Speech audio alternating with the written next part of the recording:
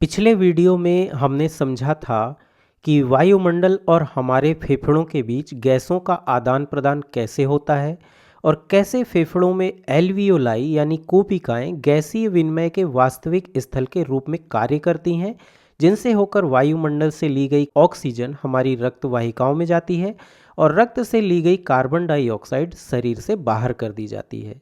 इस वीडियो में हम समझेंगे कि हमारे शरीर के विभिन्न भागों तक ऑक्सीजन का परिवहन कैसे होता है। तो सबसे पहले फेफड़ों के द्वारा वायुमंडल से ग्रहण की गई ऑक्सीजन का कूपिकाओं के माध्यम से रक्त वाहिकाओं में डिफ्यूजन यानी विसरण होता है। इसके बाद यह ऑक्सीजन हमारे रक्त में मौजूद एरिथ्रोसाइट्स यानी आरबीसी या लाल रक्त कोशिकाओं से बंध जाती है और फिर यही लाल रक्त कोशिकाएं ऑक्सीजन को शरीर की सभी कोशिकाओं तक पहुंचाने का काम करती हैं। लेकिन शरीर के अंदर वास्तव में यह प्रक्रिया कैसे संचालित होती है, चलिए समझते हैं। तो लाल रक्त कोशिकाओं में हीमोग्लोबिन नामक एक मेटेलोप्रोटीन होता है और यह 4 उप इकाइयों से मिलकर बना होता है, जिनमें से प्रत्येक उप इकाई में एक हीम समूह जुड़ा होता है, यानी इसमें आयरन या Fe परमाणु होते हैं जिनसे ऑक्सीजन बंध जाती है। इसका मतलब लाल रक्त कोशिकाओं में ऑक्सीजन वास्तव में हीमोग्लोबिन से बनती है। चूंकि हीमोग्लोबिन में आयरन परमाणु होते हैं, इसलिए शरीर में हीमोग्लोबिन का उत्पादन करने के लिए आयरन अत्यधिक महत्वपूर्ण है। यही कारण है कि हमें हरी पत्तेदार सब्जियों, सेब इत्यादि का सेवन करने की सलाह दी जाती है, क्योंकि इन भोज्य पदार्थों में भरपूर मात्रा में आयरन होता है। अब हमारे रक्त में अरबों लाल रक्त कोशिकाएं होती हैं और प्रत्येक लाल रक्त कोशिका में करोड़ों हीमोग्लोबिन अणु जुड़े होते हैं। और जैसा कि मैंने अभी बताया, प्रत्येक हीमोग्लोबिन अणु 4 उप इकाइयों से मिलकर बना होता है, जिनमें से प्रत्येक उप इकाई में एक आयरन या Fe परमाणु होता है और प्रत्येक आयरन परमाणु एक ऑक्सीजन अणु को बांध सकता है। इसका मतलब एक हीमोग्लोबिन अणु कुल 4 ऑक्सीजन अणुओं को बांध सकता है। अब मान लीजिए कि इस हीमोग्लोबिन अणु में ये 4 आयरन परमाणु या हीम समूह है, तो इनमें से प्रत्येक में एक ऑक्सीजन अणु बंध जाएगा। लेकिन हीमोग्लोबिन में चारों ऑक्सीजन अणु एक साथ नहीं बंधते हैं, बल्कि ये क्रमिक रूप से बंधते हैं और उनके बंधने की यह प्रक्रिया कोऑपरेटिव बाइंडिंग या सहयोगात्मक बंधन कहलाती है। इस प्रक्रिया में आरंभ में जब ऑक्सीजन लाल रक्त कोशिकाओं में प्रवेश करती है, तब पहले केवल एक ऑक्सीजन अणु हीमोग्लोबिन के किसी एक हीम समूह से बंध जाता है और हीमोग्लोबिन की संरचना में इससे हल्का परिवर्तन आता है, जिससे हीमोग्लोबिन में बाकी ऑक्सीजन अणुओं के प्रति अधिक बंधुता उत्पन्न हो जाती है। इसके बाद इस बढ़ी हुई बंधुता के कारण 3 और ऑक्सीजन अणु हीमोग्लोबिन के अन्य 3 हीम समूहों से बंध जाते हैं। हीमोग्लोबिन से ऑक्सीजन अणुओं के बंधने की यही प्रक्रिया कोऑपरेटिव बाइंडिंग या सहयोगात्मक बंधन कहलाती है। इस प्रकार जब हीमोग्लोबिन के एक अणु से 4 ऑक्सीजन अणु बंध जाते हैं, तो हीमोग्लोबिन के इस अणु को ऑक्सी हीमोग्लोबिन कहा जाता है। लेकिन हीमोग्लोबिन में ऑक्सीजन के लिए बंधन स्थलों के अलावा अन्य बंधन स्थल भी होते हैं, जिन्हें अलोस्ट्रिक साइट्स कहते हैं, और इन स्थलों पर 2 अलग अलग पदार्थ इससे बंध सकते हैं। यह है हाइड्रोजन आयन या प्रोटॉन और कार्बन डाइऑक्साइड। अब ये हाइड्रोजन आयन कहाँ से प्राप्त होते हैं? तो क्या होता है कि कोशिकाओं के भीतर कोशिकीय श्वसन के परिणाम स्वरूप कार्बन डाइऑक्साइड गैस उत्पन्न होती है। इसके बाद यह कार्बन डाइऑक्साइड गैस शरीर की कोशिकाओं से बाहर निकल जाती है और लाल रक्त कोशिकाओं में प्रवेश कर जाती है। कार्बन डाइऑक्साइड के परिवहन के बारे में हम अपने अगले किसी वीडियो में चर्चा करेंगे, लेकिन अभी बस यह समझ लीजिए कि कार्बन डाइऑक्साइड गैस हमारे शरीर की कोशिकाओं से बाहर निकलकर लाल रक्त कोशिकाओं में प्रवेश कर जाती है। अब लाल रक्त कोशिकाओं में कार्बोनिक एनहाइड्रेज नामक यह एंजाइम होता है, जो कार्बन डाइऑक्साइड और पानी के बीच अभिक्रिया को उत्प्रेरित करता है। इसके परिणाम स्वरूप एक बहुत ही अस्थिर यौगिक कार्बोनिक अम्ल का निर्माण होता है। चूंकि यह कार्बोनिक अम्ल अत्यधिक अस्थिर होता है, इसलिए यह तुरंत ही हाइड्रोजन आयनों और बाइकार्बोनेट आयनों में विघटित हो जाता है।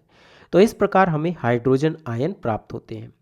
अब चूंकि ये हाइड्रोजन आयन और कार्बन डाइऑक्साइड गैस हीमोग्लोबिन में अलोस्टरिक साइट्स पर बंध सकते हैं, इसलिए इसके कारण हीमोग्लोबिन की ऑक्सीजन अणुओं को बांधने की क्षमता कम हो जाती है।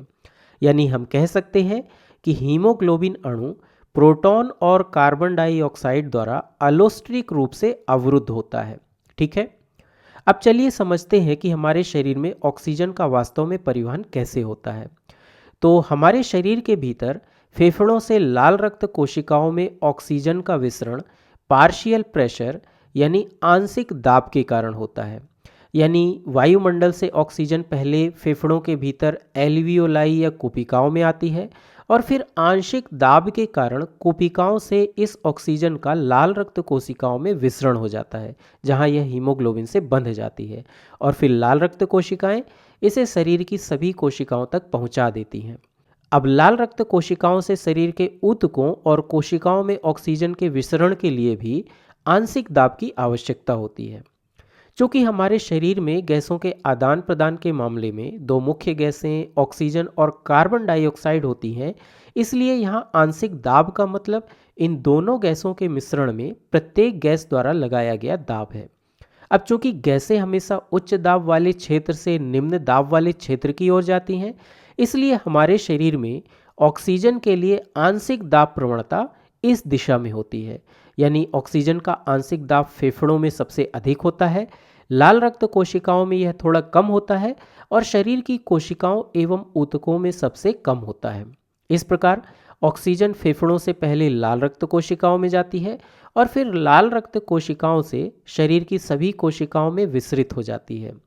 एक बार जब शरीर की कोशिकाओं को ऑक्सीजन प्राप्त हो जाती है, तब रक्त पुनः फेफड़ों में वापस आ जाता है, जहां लाल रक्त कोशिकाएं पुनः ऑक्सीजन प्राप्त कर लेती हैं और इस प्रकार यह क्रम हमारे शरीर में निरंतर चलता रहता है।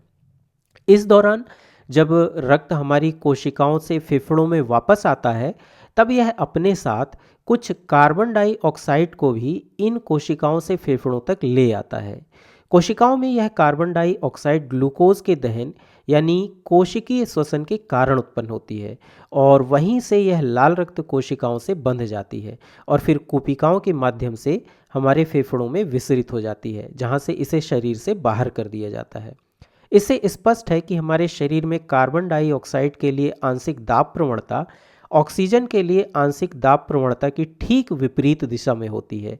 यानी कार्बन डाइऑक्साइड का आंशिक दाब कोशिकाओं के भीतर सबसे अधिक होता है और कुपिकाओं एवं फेफड़ों में सबसे कम होता है।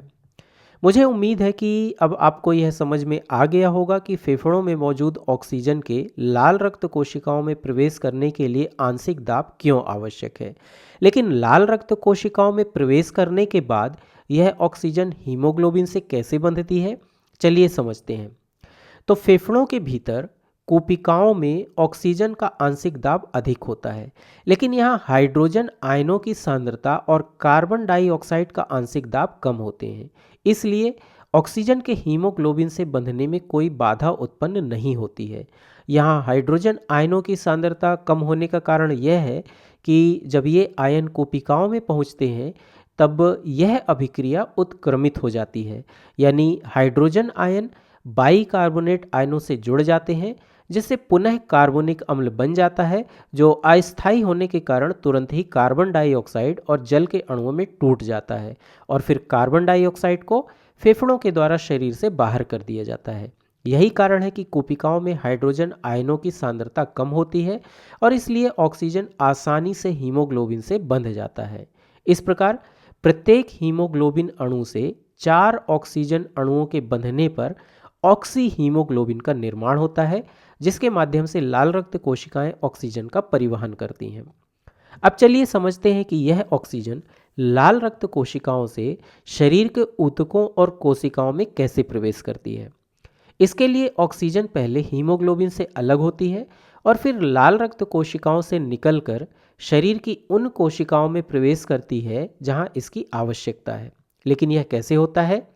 तो चूंकि हमारे शरीर की कोशिकाओं और ऊतकों में ऑक्सीजन का आंशिक दाब कम होता है और हाइड्रोजन आयनों की सांद्रता और कार्बन डाइऑक्साइड का आंशिक दाब अधिक होते हैं, इसलिए जब ऑक्सीजन युक्त हीमोग्लोबिन यानी ऑक्सी हीमोग्लोबिन अणु इन कोशिकाओं के पास पहुंचते हैं तो कोशिकाओं में मौजूद ये हाइड्रोजन आयन लाल रक्त कोशिकाओं में हीमोग्लोबिन से बंध जाते हैं, जिसके कारण अब ऑक्सीजन के अणु हीमोग्लोबिन से अलग हो जाते हैं। ध्यान रहे कि यहाँ भी हीमोग्लोबिन से चारों ऑक्सीजन अणु एक साथ अलग नहीं होते, बल्कि क्रमिक रूप से अलग होते हैं, ठीक वैसे ही जैसे वे हीमोग्लोबिन से जुड़ते समय क्रमिक रूप से जुड़ते हैं।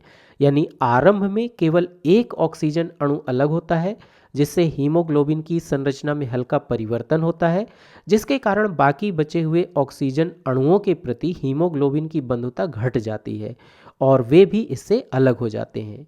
इसके बाद चूंकि शरीर की कोशिकाओं के भीतर ऑक्सीजन का आंशिक दाब कम होता है, इसलिए हीमोग्लोबिन से अलग होने के बाद ये ऑक्सीजन अणु लाल रक्त कोशिकाओं से निकलकर शरीर के ऊतकों और कोशिकाओं में प्रवेश कर जाते हैं। और एक बार जब ऑक्सीजन हीमोग्लोबिन से अलग हो जाती है, तब ऐसे हीमोग्लोबिन अणु को डीऑक्सी हीमोग्लोबिन या विऑक्सीजनित हीमोग्लोबिन कहा जाता है। यहाँ आप देख सकते हैं कि ऑक्सीजन के हीमोग्लोबिन से अलग होने के लिए कोशिकाओं में हाइड्रोजन आयनों की उपस्थिति कितनी अधिक महत्वपूर्ण है। अब इस संपूर्ण प्रक्रिया में ऑक्सीजन के आंशिक दाब और हीमोग्लोबिन से बंधने वाले ऑक्सीजन अणुओं की संख्या के आधार पर हम ऑक्सीजन के वियोजन वक्र को आलेखित कर सकते हैं, जो कुछ इस तरह बनता है। इस वियोजन वक्र में एक्स अक्ष पर ऑक्सीजन के आंशिक दाब को दर्शाया गया है, जो कि mmHg में है, और वाई अक्ष पर ऑक्सीजन के साथ हीमोग्लोबिन के संतृप्त होने के प्रतिशत को दर्शाया गया है, जिसका अर्थ है कि हीमोग्लोबिन से कितने ऑक्सीजन अणु बंधे हैं। इस प्रकार जब हम ऑक्सीजन के वियोजन वक्र को आलेखित करते हैं, तब हमें एक सिग्माइड कर्व यानी सिग्माभ वक्र मिलता है। इस वक्र को जो आप यहाँ देख रहे हैं, इसे सिग्माभ वक्र कहा जाता है। इस वक्र से पता चलता है कि आरंभ में जब ऑक्सीजन का आंशिक दाब बहुत कम होता है, तब हीमोग्लोबिन से कोई भी ऑक्सीजन अणु नहीं बंधा होता है। लेकिन जैसे जैसे ऑक्सीजन का आंशिक दाब बढ़ता जाता है, वैसे वैसे ऑक्सीजन के अणु हीमोग्लोबिन से बंधने लगते हैं, और जब ऑक्सीजन का आंशिक दाब बहुत अधिक हो जाता है, तब हीमोग्लोबिन में अधिकतम संख्या में ऑक्सीजन के अणु बंध जाते हैं। यानी इस स्थिति में हीमोग्लोबिन का अणु ऑक्सीजन के अणुओं से संतृप्त हो जाता है तथा उसमें और अधिक ऑक्सीजन अणु नहीं बंध सकते। तो यह थी हमारे शरीर में ऑक्सीजन के परिवहन की क्रियाविधि। अगले वीडियो में हम कार्बन डाइऑक्साइड के परिवहन के बारे में समझेंगे।